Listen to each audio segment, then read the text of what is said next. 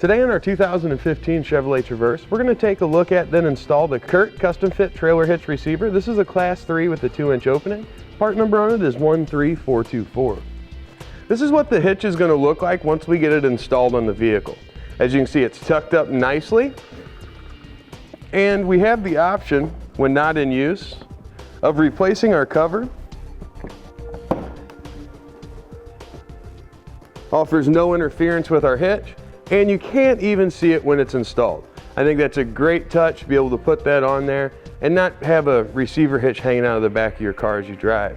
Now, this is a Class 3 hitch. This is going to be rated for up to 500 pounds worth of tongue weight and a 5,000 pound maximum trailer weight. Now, you do want to refer into your owner's manual just to make sure your vehicle can handle that kind of a load, but just go off whichever's lower. These Class 3 hitches are great for bike racks, cargo carriers, light duty hauling. Really a very versatile item that can fit most accessories that are out there on the market today. CURT uses a fully welded system, so all the way around the receiver tube, you can see we've got a full weld seal in there. All the way around the bottom, back up, nice fully welded. And another thing that I personally like, instead of having just the small little loops that come out with a real thin kind of a material, this is a full width flange for your safety chains to hook into. Now, this CURT hitch uses just a standard 5/8 pin. Also, we're going to have several varieties of anti-rattle pin or hitch pin lock, which this will accept as well without many issues. Now let's go over a couple measurements. These are going to be helpful in selecting a ball mount, bike rack, or maybe a cargo carrier. From the center of our hitch pin hole to the outermost edge of our bumper, we've got about 5¼ inches. From the inside edge of the top tube of the receiver down to the ground, we're looking at about 18½. First step's going to be to remove the rear appearance cover.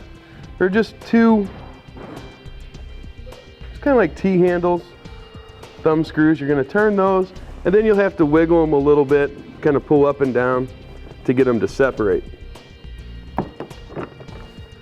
As you can see, once you have those two off, the top tabs just kind of pull right out of there.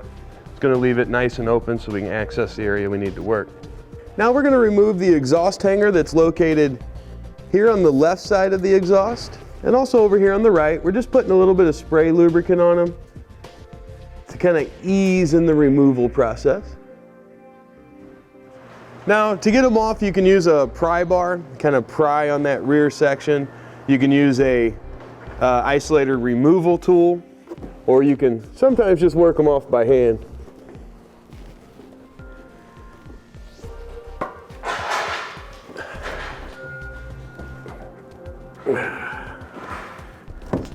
All right, as you can see, that's going to give us a little bit of flexibility in our tailpipe. We've still got an isolator up there a little bit farther forward, giving us the support that we need. It's going to give us just that little bit of room we need to get our bolt started. Now let's take a look at our connection points. We're going to have 4 connection points that are going to use a 12mm by 30mm bolt and a conical tooth washer. The conical teeth of that washer face in towards our hitch, and they're going to go in these 2 locations here on our passenger side and the same 2 locations here on the driver's side. For our center connection points, we're going to be using the 2 holes that are located just inside of that access panel.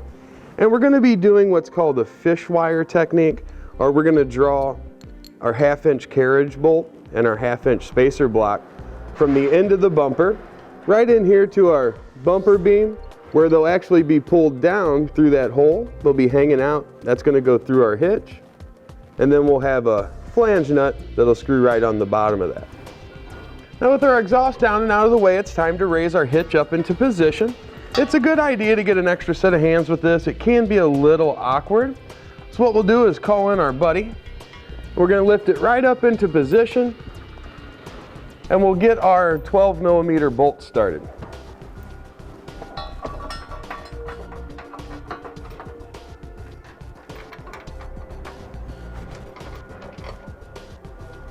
Now, as you can see, our bolts threaded in there very nicely. This is a 2015 model, so it's pretty clean as it is right now. But those weld nuts, if they have any debris or dirt in them, you can simply spray a little spray lubricant in there and clean it out. with a tube brush. Part number is 814092 if you don't already have one at home. It's now time to bring our middle bolts through. So what we're going to do is take our fish wire, we'll slide it up into the hole, and then we're going to start guiding it towards the end of the bumper over here on the end. As we push it through, we'll wait to see it come out here at the end. As you can see, it's right there. So now let's get our hardware attached. We're first going to slide on our block, our spacer, and then simply thread that carriage bolt right onto that spring end. As you see, it's got a nice hold of it there. Then we'll come back to the middle and we'll start pulling our wire through. You'll want to guide the bolt and block in the end of the bumper there separately. You can see them kind of coming over right there. Just a couple little wiggles there and we'll have that out where we can access it easily. I'm going to pull the fish wire off now. And then I want to start one of my 1/2-inch flange nuts. Now be careful not to push your hardware back up and in there. And let's just leave that really loose so we can get our other side started. All right, now with everything in place, we'll just kind of hand tighten these down. We'll take a quick look just to be sure we've got our hitch centered, which it'll be right on that line. Looks good. Now we can start tightening down our hardware.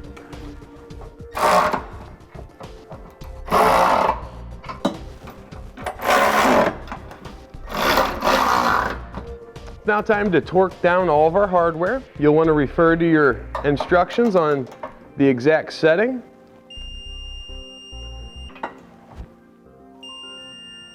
We just want to get all 6 of them torqued down to the specification. With all 6 of our fasteners tightened, let's go ahead and replace our exhaust hangers. Got one on each side if you remember. All right, just like that, we've got our installation taken care of. That'll complete today's look and installation of the CURT Custom Fit Trailer Hitch Receiver. This is a Class 3 2-inch hitch, part number 13424 on our 2015 Chevrolet Traverse.